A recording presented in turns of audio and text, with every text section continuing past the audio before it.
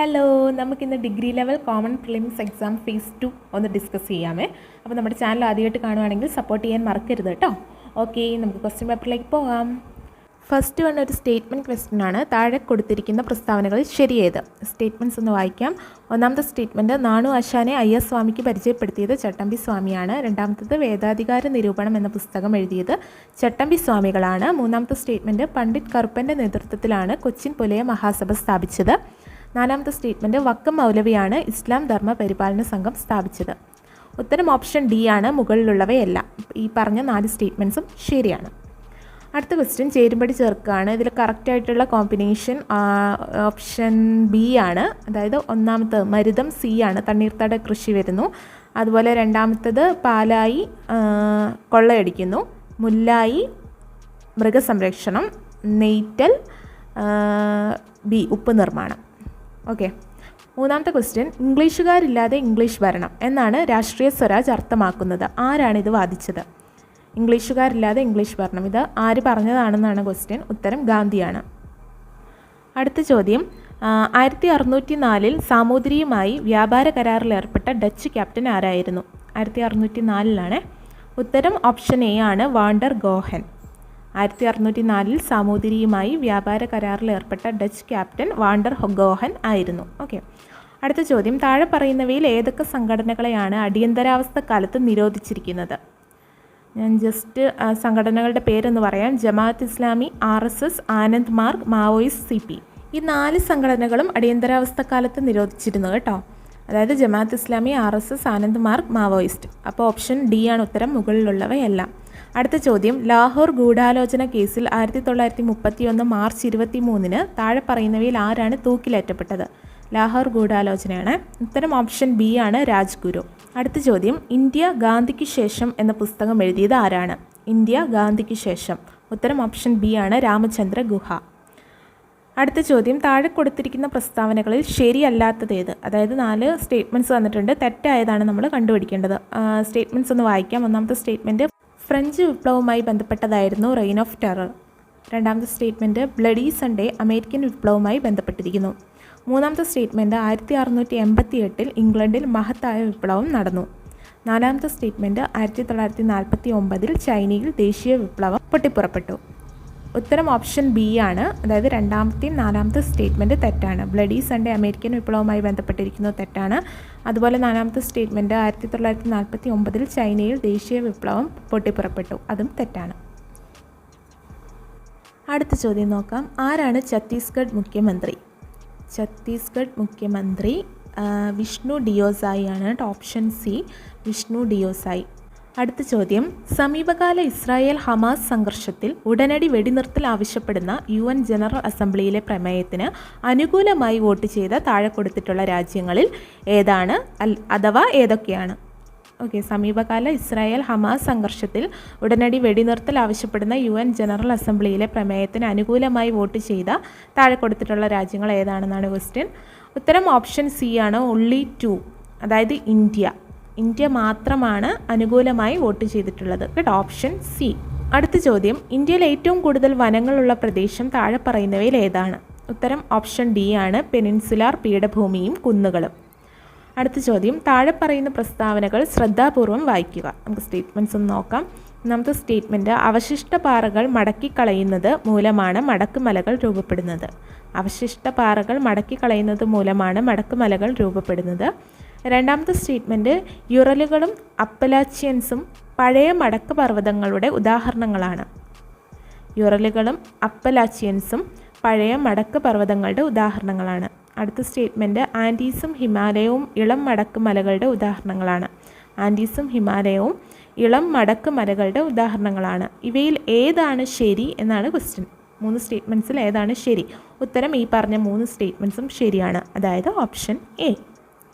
അടുത്ത ചോദ്യം, താഴെ കൊടുത്തിട്ടുള്ള പ്രസ്താവനകൾ പരിശോധിക്കുക. പ്രസ്താവനകൾ നോക്കാം. ഒന്നാമത്തത്, വടക്കൻ അർദ്ധഗോളത്തിലെ ശീതകാല അർദ്ദികൾക്കും വസന്തവിശ്വത്തിനുമിടയിൽ ഭൂമി പെരിഹലിയൻ ആയിരിക്കുന്ന ദിവസം സംഭവിക്കുന്നു. രണ്ടാമത്തെ സ്റ്റേറ്റ്മെൻറ്റ്, ജൂലൈ 4 അതിനടുത്തോ ആണ് സൂര്യൻ ഭൂമിയിൽ നിന്ന് ഏറ്റവും അകലെയുള്ളത്. മൂന്നാമത്തെ സ്റ്റേറ്റ്മെൻറ്റ് വേനൽ മുതൽ ശീതകാലം വരെയുള്ള കാലാനുസൃതമായ മാറ്റം ഭൂമിയുടെ ഭ്രമണ അച്ചുതണ്ടിൻ്റെ പരിക്രമണ തലത്തിലേക്കുള്ള ചായ്വാണ്. ഉത്തരം ഓപ്ഷൻ ഡി ആണ്. മുകളിലുള്ളവയെല്ലാം, അതായത് എല്ലാ സ്റ്റേറ്റ്മെൻറ്റ്സും ശരിയാണ്. അടുത്ത ചോദ്യം, പാമ്പാടുംചോല ദേശീയോദ്യാനം ഏത് ജില്ലയിലാണ്? പാമ്പാടുംചോല ദേശീയോദ്യാനം ഏത് ജില്ലയിലാണ്? ഉത്തരം ഇടുക്കിയാണ്. അടുത്ത ചോദ്യം, സമുദ്രങ്ങളിലെ സൂക്ഷ്മജീവികളെക്കുറിച്ചും അന്തരീക്ഷത്തിലെ സൂക്ഷ്മ കണങ്ങളെക്കുറിച്ചും പഠിക്കാൻ 2024 ഫെബ്രുവരി 8 പേസ് എന്ന പേരുള്ള ഒരു ഉപഗ്രഹം നാസ വിക്ഷേപിച്ചു. പേസ് എന്നാൽ എന്താണെന്നാണ് ചോദ്യം, അതായത് ഫുൾ ഫോം ആണ് നമുക്ക് വേണ്ടത്. ഉത്തരം പ്ലാങ്ക്ടോൺ എറോസിൽ ക്ലോഡ് ഓഷ്യൻ ഇക്കോസിസ്റ്റം. ഓപ്ഷൻ എ ആണ് റൈറ്റ് ആൻസർ. പ്ലാങ്ക്ടോൺ എറോസിൽ ക്ലോഡ് ഓഷ്യൻ ഇക്കോസിസ്റ്റം. ഓക്കെ, അടുത്ത ക്വസ്റ്റ്യൻ നോക്കാം. GST കുറിച്ച് താഴെ പറയുന്നവയിൽ ഏതാണ് തെറ്റായ സ്റ്റേറ്റ്മെൻ്റ് ആണ്? ഒന്നാമത്തെ സ്റ്റേറ്റ്മെൻറ്റ്, GST കൗൺസിലിൽ എല്ലാ സംസ്ഥാനങ്ങളുടെ മുഖ്യമന്ത്രിമാരും പ്രധാനമന്ത്രിയും ഉൾപ്പെടുന്നു. അടുത്ത്, പരോക്ഷ നികുതി സംബന്ധിച്ച കെൽക്കർ ടാക്സ് ഫോഴ്സ് ആദ്യമായി ഇന്ത്യയിൽ രാജ്യവ്യാപക GST എന്ന ആശയം മുന്നോട്ട് വെച്ചു. മൂന്നാമത്തത്, ഇന്ത്യൻ പ്രധാനമന്ത്രിയാണ് GST കൗൺസിൽ അധ്യക്ഷൻ. സ്റ്റേറ്റ്മെൻറ്റ്സ് ഒന്നുകൂടെ വായിക്കാം. GST കൗൺസിലിൽ എല്ലാ സംസ്ഥാനങ്ങളുടെ മുഖ്യമന്ത്രിമാരും പ്രധാനമന്ത്രിയും ഉൾപ്പെടുന്നു. അതുപോലെ തന്നെ പരോക്ഷ നികുതി സംബന്ധിച്ച കെൽക്കർ ടാക്സ് ഫോഴ്സ് ആദ്യമായി ഇന്ത്യയിൽ രാജ്യവ്യാപക GST എന്ന ആശയം മുന്നോട്ട് വെച്ചു. മൂന്നാമത്തെ സ്റ്റേറ്റ്മെൻറ്റ്, ഇന്ത്യൻ പ്രധാനമന്ത്രിയാണ് GST കൗൺസിൽ അധ്യക്ഷൻ. ഇതിന് ഉത്തരം ഓപ്ഷൻ ബി ആണ്. only 1 and 3 ഒന്നാമത്തെ മൂന്നാമത്തെ സ്റ്റേറ്റ്മെൻറ്റ്സ് ആണ് ശരിയായിട്ടുള്ളത്. അടുത്ത ക്വസ്റ്റ്യൻ, RBIയുടെ മോണിറ്ററി പോളിസിയെ സംബന്ധിച്ച് താഴെ പറയുന്ന പ്രസ്താവനകളിൽ ഏതാണ് ശരി? RBIയുടെ മോണിറ്ററി പോളിസിയെ സംബന്ധിച്ച് താഴെ പറയുന്ന പ്രസ്താവനകളിൽ ഏതാണ് ശരി? ഒന്നാമത്തെ സ്റ്റേറ്റ്മെൻറ്റ്, RBI 6 മാസത്തിലൊരിക്കൽ മോണിറ്ററി റിപ്പോർട്ട് പ്രസിദ്ധീകരിക്കും. രണ്ടാമത്തെ സ്റ്റേറ്റ്മെൻറ്റ്, RBI ഗവർണറാണ് മോണിറ്ററി പോളിസി കമ്മിറ്റിയുടെ എക്സ് ഒഫീഷ്യോ ചെയർപേഴ്സൺ. മൂന്നാമത്തെ സ്റ്റേറ്റ്മെൻറ്റ്, MPCയിൽ 7 അംഗങ്ങളാണ് ഉള്ളത്. ഉത്തരം ഓപ്ഷൻ എ ആണ്. ഒന്നാമത്തെ സ്റ്റേറ്റ്മെൻറ്റും രണ്ടാമത്തെ സ്റ്റേറ്റ്മെൻറ്റുമാണ് ശരിയായിട്ടുള്ളത്. അതായത് RBI 6 മാസത്തിലൊരിക്കൽ മോണിറ്ററി റിപ്പോർട്ട് പ്രസിദ്ധീകരിക്കും. രണ്ടാമത്തെ സ്റ്റേറ്റ്മെൻറ്റ്, RBI ഗവർണറാണ് മോണിറ്ററി പോളിസി കമ്മിറ്റിയുടെ എക്സ് ഒഫീഷ്യോ ചെയർപേഴ്സൺ.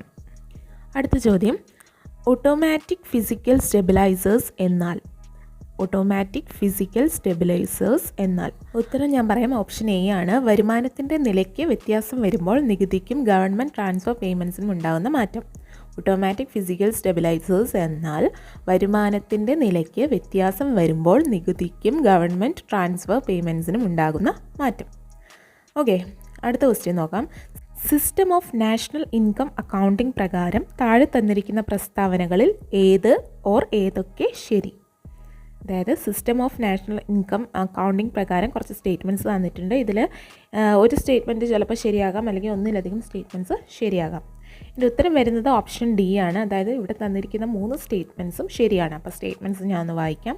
ഒന്നാമത്തെ statement, gross national income is equal to GDP plus rest of the world ലഭിക്കേണ്ടുന്ന പ്രൈമറി വരുമാനം മൈനസ് റെസ്റ്റ് ഓഫ് ദ വേൾഡിന് നൽകേണ്ട പ്രൈമറി വരുമാനം.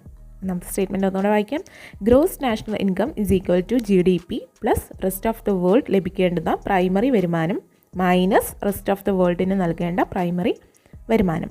രണ്ടാമത്തെ statement, gross national disposable income is equal to gross national income plus current transfers receivable minus current transfers payable. ഒന്നുകൂടെ വായിക്കാം. Gross national disposable income is equal to gross national income plus current transfers receivable minus current transfers payable. മൂന്നാമത്തെ statement, gross national disposable income എന്നതിനെ gross savings ആയും final കോൺസപ്ഷൻ ആയും തരംതിരിക്കാം. ഒന്നുകൂടെ പറയാം. Gross national disposable income എന്നതിനെ ഗ്രോസ് സേവിങ്സ് ആയും final കോൺസപ്ഷനായും തരംതിരിക്കാം. ഇതാണ് ക്വസ്റ്റ്യൻ നമ്പർ 19ൻ്റെ ആൻസർ. ആൻഡ് അടുത്ത ചോദ്യം, പുതുക്കിയ എസ്റ്റിമേറ്റ് പ്രകാരം 2023-24 യൂണിയൻ ഗവൺമെൻറ്റിൻ്റെ ഫിസിക്കൽ ഡെഫിസിറ്റ് ആണ്. ആ ഒരു റേറ്റാണ് പറയേണ്ടത്. പുതുക്കിയ എസ്റ്റിമേറ്റ് പ്രകാരം 2023-24 യൂണിയൻ ഗവൺമെൻറ്റിൻ്റെ ഫിസിക്കൽ ഡെഫിസിറ്റ് റേറ്റ് എന്ന് പറയുന്നത് ഓപ്ഷൻ സി ആണ്. 5.8%. 5.8%. അടുത്ത ചോദ്യം നോക്കാം. 1949 നവംബർ 26 മുതൽ പ്രാബല്യത്തിൽ വന്ന ഇന്ത്യൻ ഭരണഘടനയുടെ താഴെ പറയുന്ന വ്യവസ്ഥകളിൽ ഏതാണ്? 1949 നവംബർ 26 മുതൽ പ്രാബല്യത്തിൽ വന്ന ഇന്ത്യൻ ഭരണഘടനയുടെ താഴെ പറയുന്ന വ്യവസ്ഥകളിൽ ഏതാണ്? ഉത്തരം ഓപ്ഷൻ സി ആണ്, പൗരത്വം. അടുത്ത താഴെ പറയുന്നവയിൽ ഏതാണ് വിദേശികൾക്ക് ലഭ്യമായ മൗലിക അവകാശം? അത് ഓപ്ഷൻ എ ആണ്, ആർട്ടിക്കിൾ 14. അടുത്ത ചോദ്യം, ആർട്ടിക്കിൾ 352 പ്രകാരം ഇന്ത്യയിൽ രണ്ടാമത്തെ അടിയന്തര പ്രഖ്യാപനം നടത്തിയത് എപ്പോഴാണ്? ആർട്ടിക്കിൾ 352 പ്രകാരം ഇന്ത്യയിലെ രണ്ടാമത്തെ അടിയന്തര പ്രഖ്യാപനം നടത്തിയത് 1971 1971. അടുത്ത ചോദ്യം, താഴെ പറയുന്ന ഇനങ്ങളിൽ ഏതാണ് 7ാം ഷെഡ്യൂളിൻ്റെ കൺകറൻറ്റ് ലിസ്റ്റിലുള്ളത്? 7ാം ഷെഡ്യൂളിൻ്റെ കൺകറൻറ്റ് ലിസ്റ്റിലുള്ളത് സാമൂഹിക സുരക്ഷയും സാമൂഹിക ഇൻഷുറൻസുമാണ്. ഓക്കെ. അടുത്തത്, ഇന്ത്യ ആദ്യ റിപ്പബ്ലിക് ദിനം ആഘോഷിച്ചപ്പോൾ റിപ്പബ്ലിക് ദിന പരേഡിലെ മുഖ്യ അതിഥി ആരായിരുന്നു? ഉത്തരം ഓപ്ഷൻ സി ആണ്, ഇന്തോനേഷ്യയുടെ പ്രസിഡന്റ് സുകാർണോ ആണ് ഇന്ത്യ ആദ്യ റിപ്പബ്ലിക് ദിനം ആഘോഷിച്ചപ്പോൾ റിപ്പബ്ലിക് ദിന പരേഡിലെ മുഖ്യ അതിഥി. അടുത്ത ചോദ്യം, ഈ ക്രാന്തി എന്ന പദം എന്നതുമായി ഡാഷ് എന്നതുമായി ബന്ധപ്പെട്ടിരിക്കുന്നു. ഈ ക്രാന്തി എന്ന പദം ഡാഷ് എന്നതുമായി ബന്ധപ്പെട്ടിരിക്കുന്നു. ഉത്തരം സേവനങ്ങളുടെ ഇലക്ട്രോണിക് ഡെലിവറി. അടുത്ത ക്വസ്റ്റ്യൻ, താഴെ പറയുന്നവരിൽ ആരാണ് ഇന്ത്യയുടെ മുഖ്യ വിവരാവകാശ കമ്മീഷണർക്കുള്ള സെലക്ഷൻ കമ്മിറ്റിയിലെ അംഗം? താഴെ പറയുന്നവയിൽ ആരാണ് ഇന്ത്യയുടെ മുഖ്യ വിവരാവകാശ കമ്മീഷണർക്കുള്ള സെലക്ഷൻ കമ്മിറ്റിയിലെ അംഗം? ഉത്തരം ഓപ്ഷൻ സി ആണ്, ലോക്സഭയിലെ പ്രതിപക്ഷ നേതാവ്. അടുത്ത ചോദ്യം, ഉപഭോക്തൃ സംരക്ഷണ നിയമം 1986 പ്രകാരം താഴെ പറയുന്നവരിൽ ആരാണ് സെൻട്രൽ കൺസ്യൂമർ പ്രൊട്ടക്ഷൻ കൗൺസിലിൻ്റെ അധ്യക്ഷൻ?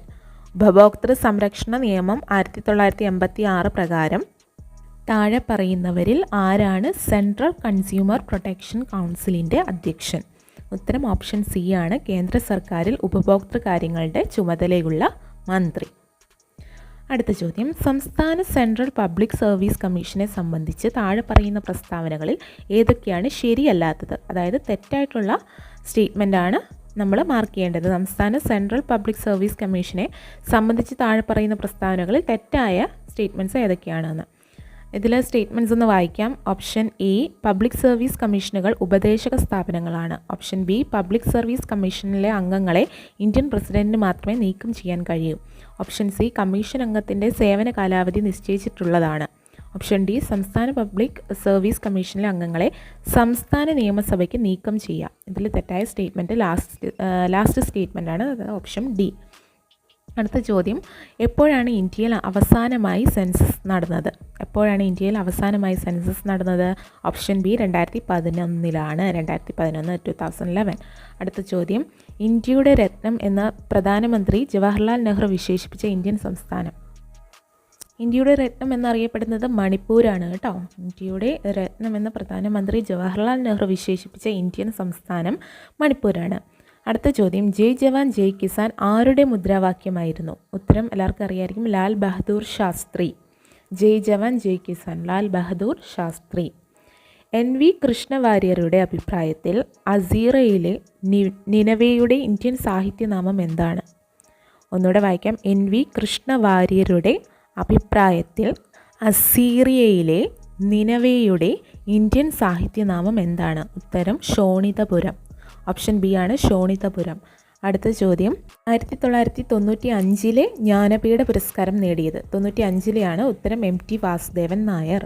അടുത്തത്, ജ്ഞാനപ്പാനയുടെ രചയിതാവ് ആരാണ്? ഇതെല്ലാവർക്കും അറിയാവുന്നതാണ് അല്ലേ, പൂന്താനം നമ്പൂതിരി. അടുത്ത ചോദ്യം, പരമ്പരാഗത നാടോടി നൃത്തമായ ഘൂമർ അറിയപ്പെടുന്ന സംസ്ഥാനം? ഉത്തരം രാജസ്ഥാനാണ്, ഘൂമർ രാജസ്ഥാൻ. അടുത്ത ചോദ്യം, children's film society of India എപ്പോഴാണ് സ്ഥാപിതമായത്? Children's film society of India 1955 May 14 സ്ഥാപിതമായത്. 1955 മെയ് 11. അടുത്തത്, ക്ഷേത്രപ്രവേശന വിളംബരം പുറപ്പെടുവിച്ച രാജാവ്? ചിത്ര തിരുനാൾ ബാലരാമവർമ്മ. എല്ലാവർക്കും അറിയാവുന്നതാണ് അല്ലേ, ക്ഷേത്രപ്രവേശന വിളംബരം പുറപ്പെടുവിച്ച രാജാവ് ചിത്ര തിരുനാൾ ബാലരാമവർമ്മ. അടുത്ത ചോദ്യം, 2026 ശൈത്യകാല ഒളിമ്പിക്സ് എവിടെയാണ് നടക്കുന്നത്? 2026 ശൈത്യകാല ഒളിമ്പിക്സ് എവിടെയാണ് നടക്കുന്നത്? ഉത്തരം മിലാനും കോർട്ടിന ഡി ആംബസോയും. അടുത്ത ചോദ്യം വായിക്കാം. ഏത് സാഹിത്യകൃതിയിൽ താഴെ പറയുന്ന വരികൾ അടങ്ങിയിരിക്കുന്നു? ഞാൻ വരികളൊന്ന് വായിക്കാം. മനസ്സ് ഭയമില്ലാത്തതും തല ഉയർത്തിപ്പിടിക്കുന്നതുമായിടത്ത്, അറിവ് സ്വതന്ത്രമായിടത്ത്, ഇടുങ്ങിയ ഗാർഹിക മതിലുകളാൽ ലോകം ശിഥിലമായിട്ടില്ലാത്തിടത്ത്, സത്യത്തിൻ്റെ ആഴത്തിൽ നിന്ന് വാക്കുകൾ പുറപ്പെടുന്നിടത്ത്, അശ്രാന്ത പരിശ്രമം പൂർണ്ണതയിലേക്ക് കരങ്ങൾ നീട്ടുന്നിടത്ത്. ഉത്തരം ഓപ്ഷൻ സി ആണ് ഗീതാഞ്ജലി. ഗീതാഞ്ജലിയിലെ വരികളാണ് ഇത് കേട്ടോ. അടുത്ത ചോദ്യം, താഴെ പറയുന്നവയിൽ ഏതാണ് ഇൻപുട്ട് ഉപകരണം? Speaker, monitor, printer, scanner. ഏതായിരിക്കും? സ്കാനറാണ് ഇൻപുട്ട് ഉപകരണം. അടുത്തത് ഡാഷ് ഒരു ആപ്ലിക്കേഷൻ സോഫ്റ്റ്വെയർ ആണ്. Options word processor, Windows, Linux, Unix. എല്ലാവർക്കും അറിയാം വേർഡ് പ്രോസസ്സർ ഒരു ആപ്ലിക്കേഷൻ സോഫ്റ്റ്വെയർ ആണ്. ഉത്തരം ഓപ്ഷൻ എ വേർഡ് പ്രോസസ്സർ. അടുത്ത ചോദ്യം, ഒരു വലിയ ഭൂമിശാസ്ത്രപരമായ പ്രദേശത്ത് വ്യാപിച്ചു കിടക്കുന്ന ശൃംഖലയെ ഡാഷ് എന്ന് വിളിക്കുന്നു. ഏതാണ്? വാൻ അല്ലേ? WAN van. അടുത്ത ചോദ്യം, ഒരു വെബ് പേജ് കാണാൻ ഉപയോഗിക്കുന്ന ഒരു ആപ്ലിക്കേഷൻ സോഫ്റ്റ്വെയർ ആണ് ഏത്? ബ്രൗസർ. അടുത്ത ചോദ്യം, IT ആക്ട് നിലവിൽ വന്ന വർഷം? 2000 അല്ലേ? Option D 2000. 46 സൂര്യൻ്റെ ഉപരിതലത്തിൽ നിന്ന് ഭൂമിയിലേക്ക് സഞ്ചരിക്കാൻ സൂര്യപ്രകാശം എടുക്കുന്ന സമയം? സൂര്യൻ്റെ ഉപരിതലത്തിൽ നിന്ന് ഭൂമിയിലേക്ക് സഞ്ചരിക്കാൻ സൂര്യപ്രകാശം എടുക്കുന്ന സമയം 8.3 മിനിറ്റ് ആണ്. 8.3 മിനിറ്റ്. അടുത്ത ചോദ്യം, ലാർജ് ഹൈഡ്രോൺ കൊളൈഡറിൻ്റെ പ്രാഥമിക ലക്ഷ്യം എന്താണ്? അതായത് LHCയുടെ പ്രാഥമിക ലക്ഷ്യം എന്താണ്? ഉത്തരം ഓപ്ഷൻ സി ആണ് കണികാ ഭൗതിക ഗവേഷണം. അടുത്ത ചോദ്യം, സൂര്യനിലും മറ്റ് നക്ഷത്രങ്ങളിലും ഊർജ്ജ ഉൽപ്പാദനം ഡാഷ് വഴിയാണ്? എല്ലാവർക്കും അറിയാമല്ലേ? അണു സംയോജനം വഴിയാണ്. അടുത്ത ചോദ്യം, ജീവജാലങ്ങൾക്ക് ഭക്ഷണത്തിൽ നിന്ന് ഊർജ്ജം ലഭിക്കുന്ന പ്രക്രിയ എന്താണ്? Option B കോശശ്വസനം. ജീവജാലങ്ങൾക്ക് ഭക്ഷണത്തിൽ നിന്നും ഊർജ്ജം ലഭിക്കുന്ന പ്രക്രിയ കോശശ്വസനം. അടുത്ത ചോദ്യം, COP28 UN കാലാവസ്ഥാ വ്യതിയാന സമ്മേളനം ഏത് നഗരത്തിലാണ് നടന്നത്? ഉത്തരം ഓപ്ഷൻ സി ആണ് ദുബായ്.